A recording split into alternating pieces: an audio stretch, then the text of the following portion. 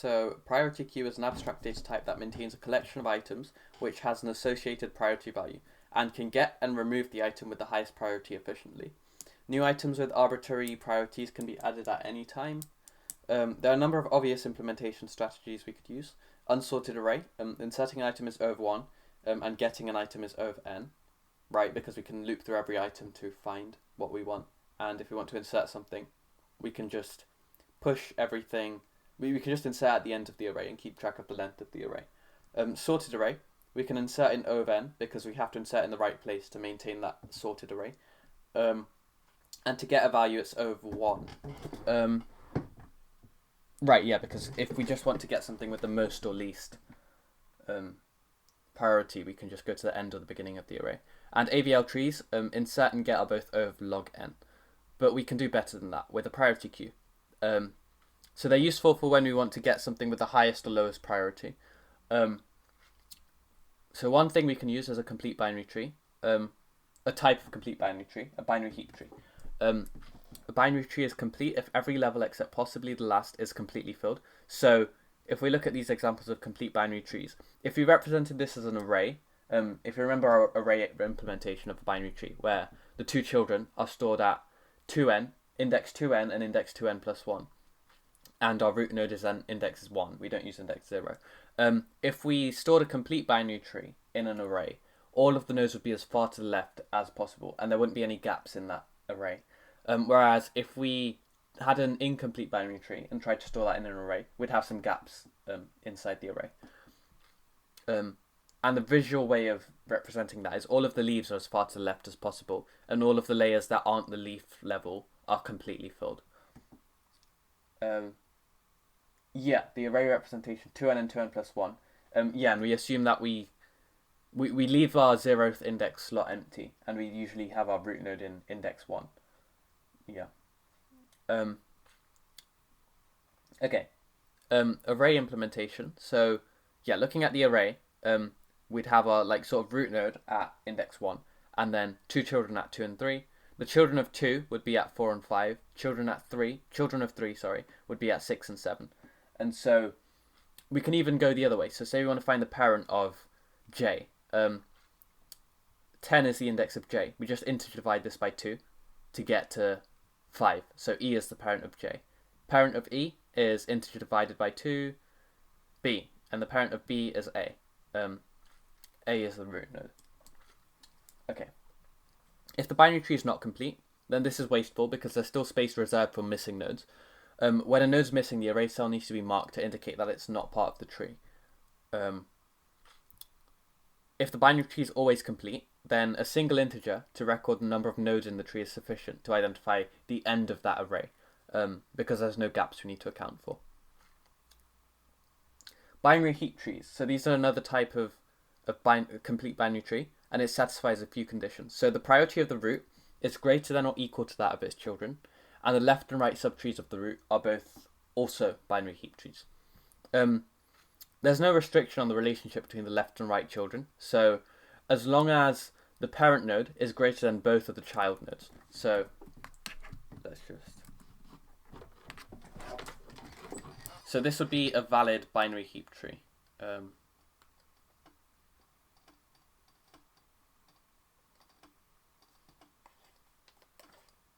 So if this was 20, this was 16. This can be greater than 16, this can be less than 16, as long as it's less than 20. So this can be 19. This can even be 3. And as long as both the children are less than that root node, this is a valid binary heap tree, assuming that these are also valid binary heap trees, the two subtrees. Okay. So these are some examples of valid binary heap trees, and these are some examples of invalid binary heap trees. Can anyone tell me why this first one's invalid? Why is this first tree not a valid binary heap tree? Not fully filled. I mean, it is complete. Yeah, 85. It's because we've got this 85 under the 70. We can't have a child that's greater than its parent. Here we've got... this one's not complete because all the leaf nodes aren't as far to the left as possible. And this one is not complete because all leaf nodes aren't as far as the left possible. So this one's invalid because of the value relationship, and these two are invalid because they're not complete. Whereas all of these have that, they maintain that priority ordering throughout the tree and the subtrees recursively, and all of the nodes as far to the left as possible, and all of the non-leaf levels are completely filled with nodes. Cool. Okay, so with a priority heap, we could just use one sort of heap tree, and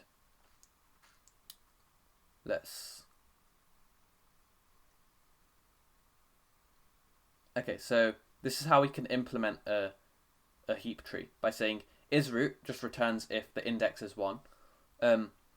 And this is about the array implementation. So we can get the parent of an index by just integer dividing it by 2. We can get the left and right children by doing 2 times the index, or 2 times the index plus 1.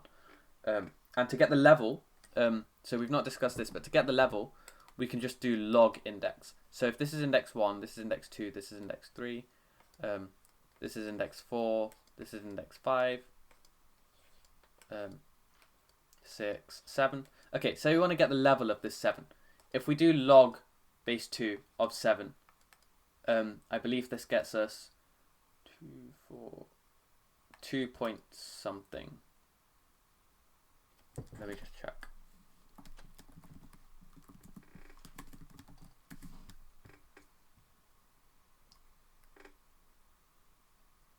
Oh, okay, I don't think it recognized that.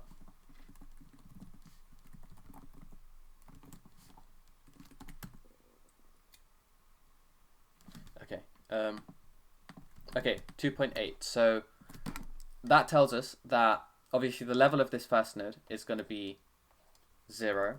The level of these are going to be 1, and the level of these are going to be 2. So we can log it, and then we can convert that to an integer. Cool, cheers, Ollie. Yeah, so we can use that to work out what level the nodes are on, what sort of vertical level they're on. But yeah, there's just some cool calculations we can do by storing a binary tree in an array. And these are just some examples of that. Okay.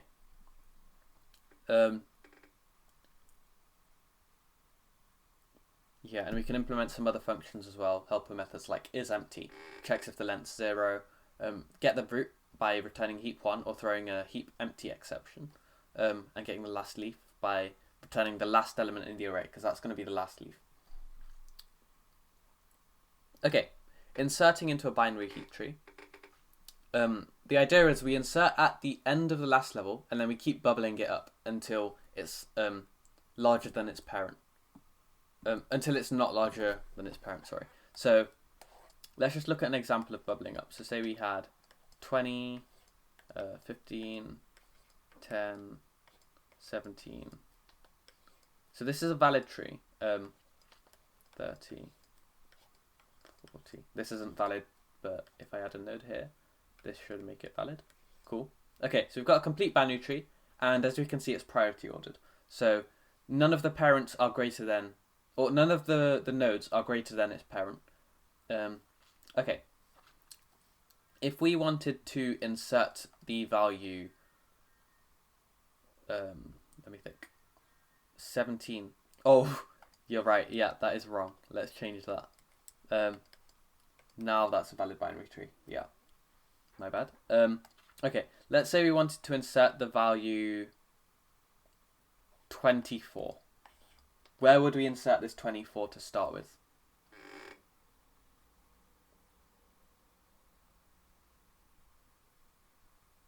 Under 10. Yeah, and it would be a left child. Good. So if we imagine this as an array, this would be index 1, 2, 3, 4, 5, 6, 7. So our next available slot in the array is at position 8. So that would be on the left child of 10. Obviously, this isn't in the right spot in terms of where it's ordered. So we now want to bubble it up. Oh, 40 is also... Why did I write 40 there? Okay. What have I done? Okay, yeah, this should work. Okay, so yeah, let's say we insert this 24. We want to bubble this 24 up. So 24 is greater than 10, so let's swap those two. So we move the 10 down here, let's move the 24 up here. 24 is greater than 17, so let's swap these two. 24, is it greater than 14? No, so we're done. We've bubbled up 24, and now our tree is meeting that condition of being priority ordered again. Does that make sense? I hope that makes sense to everyone. Okay, and 15 and 17, we don't. So these two don't have to be in any specific order. Like the left one doesn't have to be less than the right one, as long as both the children are less than the parent. Pseudocode for that, I believe, is here. Okay, yeah, so bubble up. If it's a root node, we don't need to bubble it up anymore. If the value is greater than its parent's value, we swap those two, and then we just bubble up the parent. So we do it recursively until we hit the root node, or it's in a position where this if statement condition is false. So that's how we'd insert a value into the tree. In terms of deleting a value from the tree, if we want to delete the root, remove the last node and use it to replace the root, and then bubble that last node down. So let's say we wanted to remove this 40. What would we do?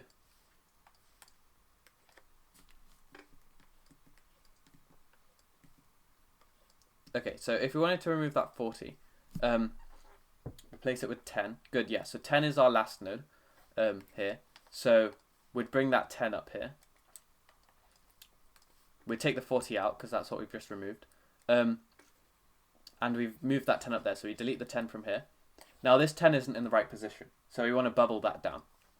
And so when we're bubbling down, it's slightly different. We swap it with the highest child, because if we swap this 10 with the 24, 24 would come here, and 10 would come here. But there's an issue here. We can't have 24 here and 30 as one of its children. So we always have to swap it with the largest child. So we'd swap this 10 with 30. So 10 would come down here, 30 would come down here. And we do this recursively as well. Because this is still less than at least one of its children, we have to move it down. So we can move that here. Yeah, 27. Cool. And so we'll end up with this tree here. This 27 is still less than the 30. And all of this is still fine. This is fine. This is fine. And this is fine. All of these priority ordered relationships are maintained. And so we've got rid of 40, and we've managed to delete that node. Does this work for deleting any node within the tree? I don't believe so. Yeah.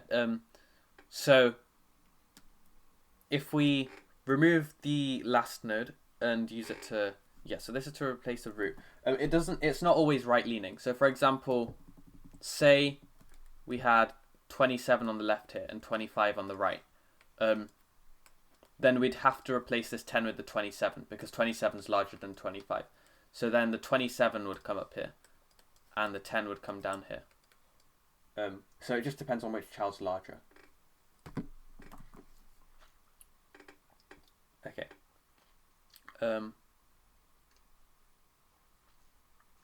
Cool, we've gone through that. This is the pseudocode for deleting the root. So if n is less than 1, so if the tree just has 0 nodes, we just throw an exception because there's no root to delete. Otherwise, we set the root to the last node. We change the size by decrementing it by 1, and then we bubble down the root. And what the bubble down method looks like is this. So if the left child is greater than the number, if left I is greater than n.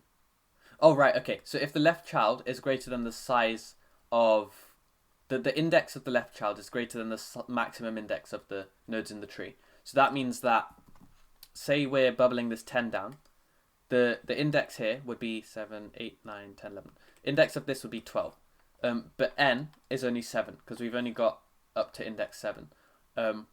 We've got 7 nodes. So we know that this node doesn't exist because the left child is not defined as any number that's less than 7, less than or equal to 7. So at that point we return because we've reached it, it's a leaf node at that point.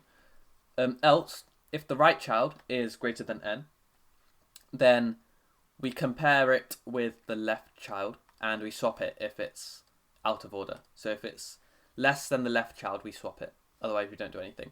Else, if the left child is greater than the right child, and the left child is also... So first we establish which one's the maximum, left or right.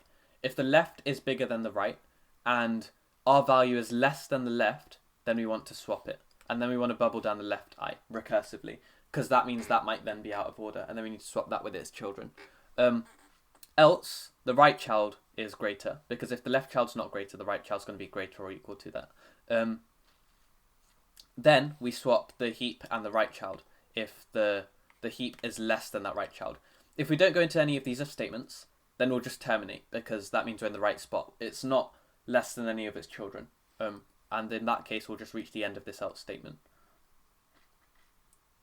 Yeah.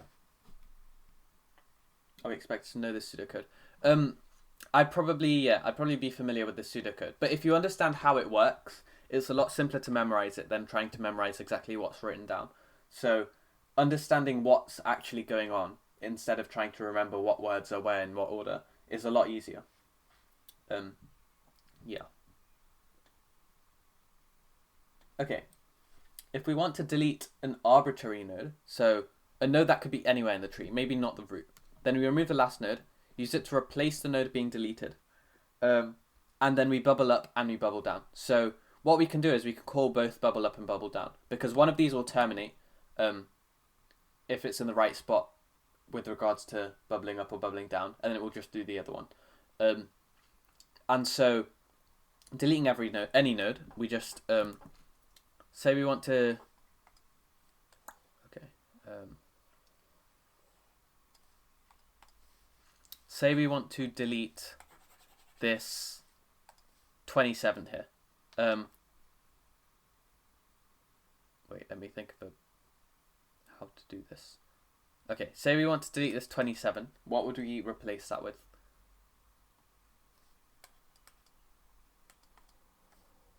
$25. Yeah, so the last node in the tree is 25. And then we'd get rid of this 25, n minus 1, so n would become 6. Cool. And then we bubble up and we bubble down. So first let's bubble up. If we bubble 25 up, what do we do?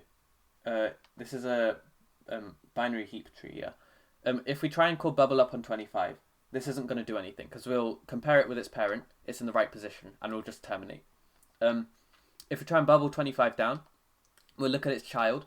10 is not greater than 25, so that will also just terminate. And then we're done. So the idea is we can call bubble up and then instantly call bubble down, and it will just put it in the right position relative to its parents and children. So that's how we delete any arbitrary node. Okay, update is modifying the priority of some element. And it's very similar to just deleting, but instead we just update the priority and then we bubble up or bubble down. So let's say we wanted to update the priority of this or this to 40. So let's say we wanted to update this 15 to 40. What would we do? We start by calling bubble up. Bubble up would lead to 24 coming down here, 40 up here, and then we'd call bubble up again, and 30 would come down here, and we'd have 40 up here. So we'd bubble the 40 up, and then we call bubble down on the 40, looking at both of its children. We don't need to do anything, so we're done. And that's how we can update the priority of some value, by just calling bubble up and bubble down to make sure it's in the right place, right vertical sort of level, with respect to its parent and its children. And the pseudocode for that's very similar to delete. Only difference is we're not changing the length. So we're not decreasing the length. We're just changing the priority. We're just saying heap I equals some new priority. Okay. And then we have two methods, heapify and merge. So if we want to build a binary heap tree, we can insert all of the items into an empty binary heap tree. And this will be n inserts, each of which is complexity O of log n. The reason it's log n is because it's a tree. So for every level, we're sort of decreasing the search space by a factor of however many children each node has. So our overall complexity, if we just inserted each item one by one, would be O of n log n. But there's a more efficient way. If we have the items in an array in random order, starting at, say, position 1, then we already have them in complete binary tree form, but not binary heap tree form. So we can iterate over all of the internal nodes, starting with the last node and then bubbling down. And each time we do, we ensure that the subtree based on that node becomes a valid binary heap tree. So in the end, the whole thing is a binary heap tree. Let's look at an example of that. So say we have, let me just draw out a tree. Okay, so if we had this array of a tree, it would generate this sort of binary tree. We can leave this one, we don't care about what's in index 0, just because our tree implementation cares about what's from index 1 onwards. And so what we can do is then we can we can check each node starting from the end and bubble up accordingly. So this 72, we need to bubble that up. So we need to swap the 72 with the 5. So 5 would come down here. Then we need to swap the 72 with the 24. So 24 would come down. Then we need to swap the 72 with the 53. So 53 would come down. And then we'd have 72. And at that point, we can safely say this subtree is properly ordered. And then we look at the second to last node. So now we look at this 68. 68, oh, actually, I'll update this at the same time. So we've updated this, we updated this, we updated this, and we updated this. So this becomes 72, 53, 24, and 5. Okay, now we look at this 68. 68, we want to bubble it up. Yep, we swap with this 16, and the 16 comes down here. And at this point, the 68 is also ordered. The 16 is also ordered. So we swap the 68 and 16. So now this is ordered and this is ordered. Then we look at the 44. Do we want to bubble that up? No. So that's fine. And that is also now correct. 8, do we want to bubble that up? We don't, because 8 is less than 53. That's fine. So that's ordered. 24, do we want to bubble that up? No. So this is also in the right place. Then we look at this 68. Then we look at this 68. 68 is in the right place. So that's also ordered. 53, try and bubble it up. It will just terminate. So 53 is also ordered. And finally, 72 is the root node. So if we call bubble up on the root node, because we had that n equals 1 check in the pseudocode, that would just instantly terminate as well. And at this point, our heap tree is ordered. And so what we've done is we took a binary tree and we just compared it with its parents and bubbled up from the last node to the first node. And we ended up with a valid binary heap tree. Do you need to do all of them or just the leaf nodes? We have to do it with all of them, I believe. Just because we can't be sure. We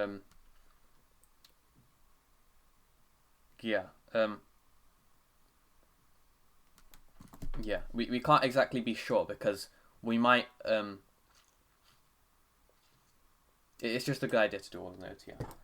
Cool. All the internal nodes, we don't actually have to do the root node.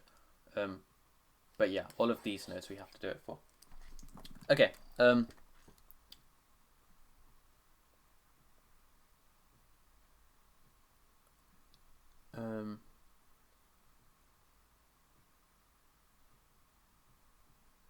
It looks like what they've done is they've bubbled it down instead of bubbling it up.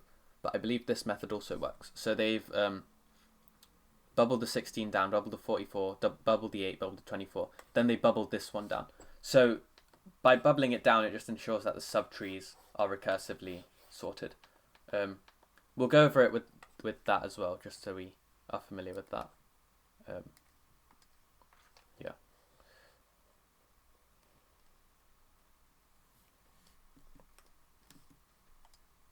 Okay, so this is this binary tree drawn out visually.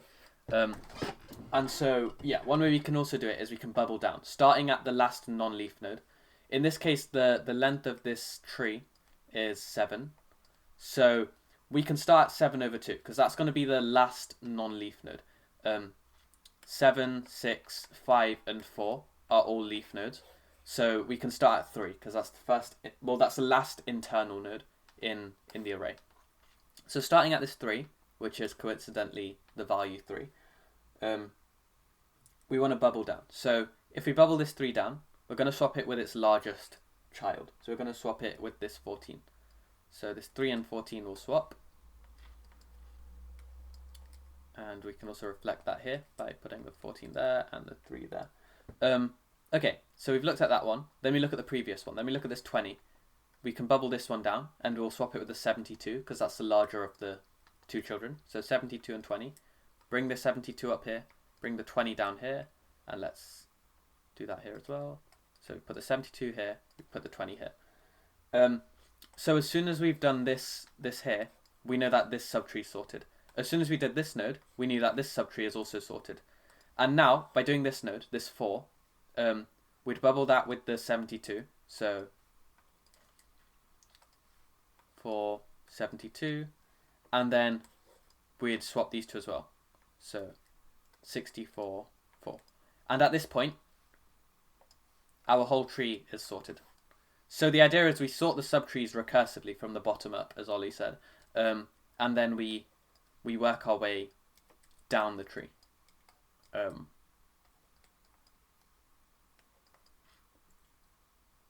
Yeah. So this is what we'd end up with. Cool. Hope that makes sense. Okay, so heapify is just this, where we go from n equals n over 2, which is the last non-leaf node. So in this case it would be 9, because if our length of the tree has 9 nodes and we do 9 div 2, we'd get 4, and 9 is at this index 4 in the heap.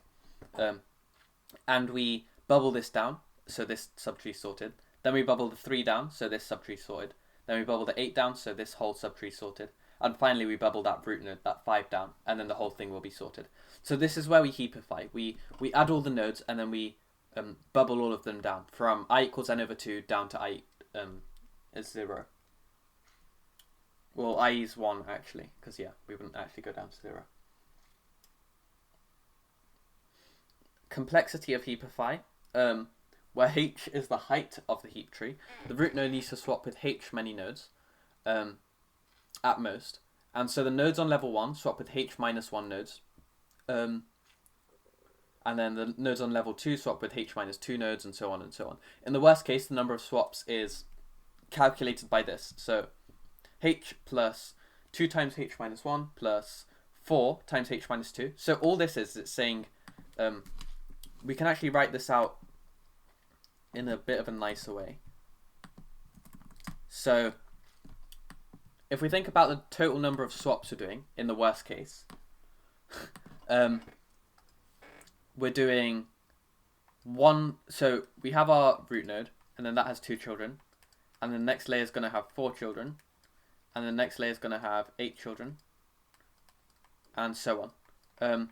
So for our first layer, we're going to do 1 times h, because we're going to swap at most 1, 2, 3 times. We know that when we're bubbling up and bubbling down, we're doing at most h operations. And then for the next layer, we've got 2 nodes. So we're going to do 2 h minus 1. Reason this is h minus 1 is because we're doing 1 less swap. We're starting from here and going down now. So instead of doing 1, 2, 3, we're only going to do 2. Next layer down, we're going to do 4 times h minus 2, because we've got 4 nodes in this level, and we're going to be swapping with 1 less at most. And so this repeats on and on until we get to the very last layer, which is 2 to the h minus 1. And we're going to times this by h minus, and then whichever level we're at. So in this case, it's just going to be h minus 1. And so what we've done here is generalize this formula using sigma notation. And this is always going to be less than this. So this lets us define some sort of upper bound. And as this limits to infinity, this just equals 2. And so C of h is 2 to the h times 2, which is just 2 to the h plus 1. And so the complexity of heapify is just O of n, because it's 2 to the power of h, which is just the number of nodes. We know h is logarithmic. So it's actually just 2 to the power of log base 2 of n, which just becomes n. So yeah, heapify is linear. If we want to merge two binary heap trees, we can insert each item into one tree into the other. So that's just going to be O of n log n. Or we can remove the last elements of the bigger tree, insert them into the smaller tree, and then bring a dummy node up. And this would also be O of n log n, but it would be a bit slightly less steps. Or we can concatenate the two array forms, and we can just call heapify, which is O of n. And we've seen how we can heapify, and we can do that in O of n with that calculation above. So those are 3 approaches we can take to merging two binary heap trees. Cool. We'll just briefly look at these. Or actually, are there any questions about binary heap trees? Anything anyone's unsure about? All this second sort of approach is talking about is if we had, for example, 1, 2, or if we had like 20, 15, 10, 12, 25, and we also had 19, 18, 27. Okay, if we had these two trees and we wanted to merge them, we can... Okay, this is a bad example.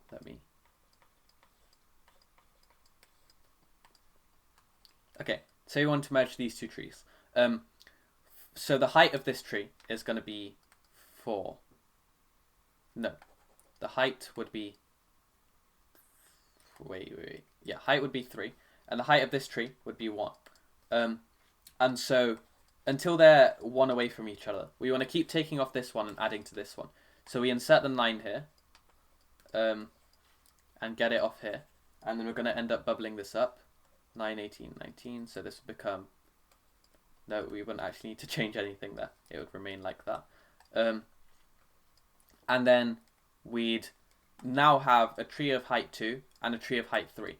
And then what we can do is we can take this, we can make it a dummy node. So we can bring the 9 up here, have both its children just be these two, and then we can bubble the 9 down. So 9 would swap this 20, and then 9 would swap this 25. Okay, that should have been... that should not have been a 25. Okay, 25 would come here. We could just say 20 goes there. 9 would swap this... Oh my god, what have I done? Okay. Imagine that this whole tree was correct. So it would look something like this. The idea is we get them to be a similar height, so that it's almost like 2 complete trees which are the same height or just 1 away from each other. Then we take the last node, and then we put it in this placeholder dummy node, and then we just bubble this down. And then we've merged these 2 binary heap trees into a single binary heap tree. That's what that second step's talking about. But heapify would be faster because we can do it in linear time. If we just concatenate the 2 arrays, and then heapify. 9 is the root node because it was last. Yeah, so we took the 9 because in the array form of this array, it would be the last node. If this tree was...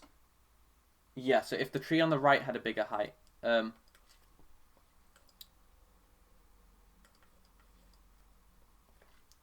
So say we had something like this, and we wanted to merge these two. So if we got to this point where we've got 2 similar height trees and we want to merge them, we wouldn't... Yeah, no, we wouldn't take that. So...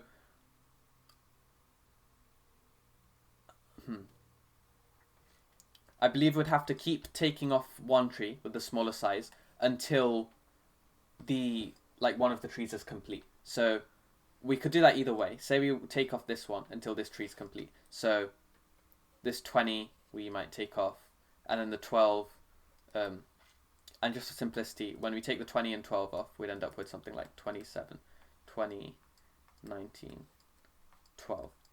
So yeah, it's still logarithmic in the... when we calculate it. But yeah, if we have this, then we wouldn't take this 12 up because that wouldn't work. We'd... Let me think about this. Wait, so...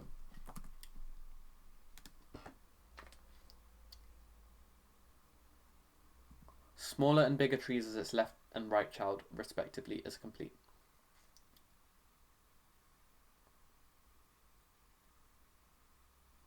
So we always remove the last elements of the bigger tree into the smaller tree. And then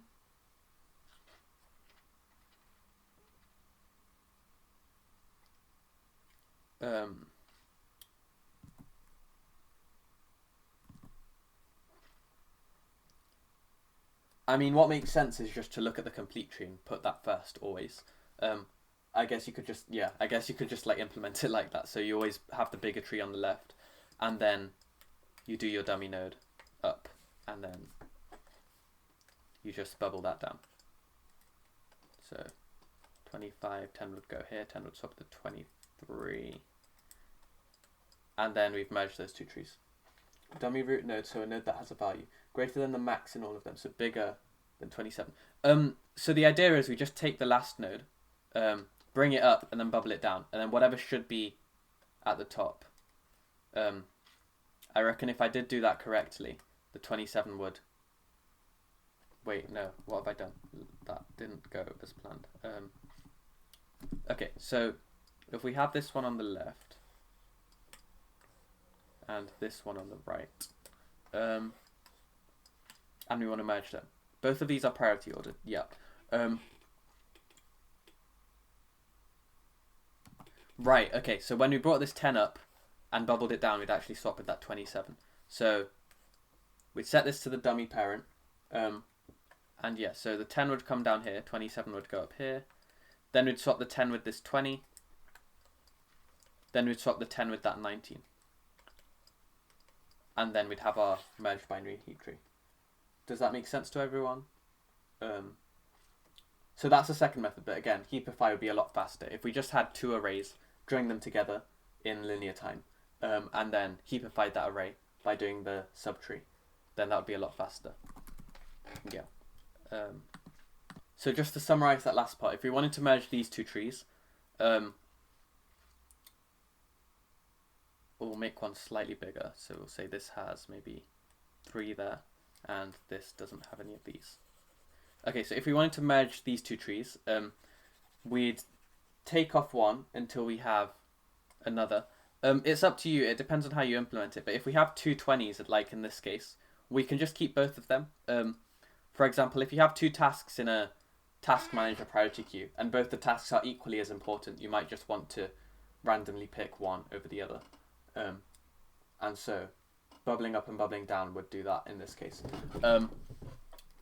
But just to make it clear exactly what's going on, I'm going to change that to 23. Okay, so if we want to merge these two trees, the height of this one is going to be 3, height of this one's 1, so they're not within 1 of each other. So we need to take off the larger tree and add to the smaller tree. So first we take off this 3. When we take off the 3, we add it here, and then do we bubble up? No, we don't, because 3 is less than 23, so that's fine. Now they are similar height. So now this one's height 3, this one's height 2, this one's height 2. So they're equal to each other. And so at this point what we do is we create some dummy node, set both of the children to it, and then we remove this dummy node. And if we remember, when you remove a node, we take the last node, in this case the 3, and then we bubble this 3 down. So the 3 would swap with the 30, and then the 3 would swap with 23, and we'd end up with a tree like this. And we've merged those two similar trees, and we're left with a complete tree.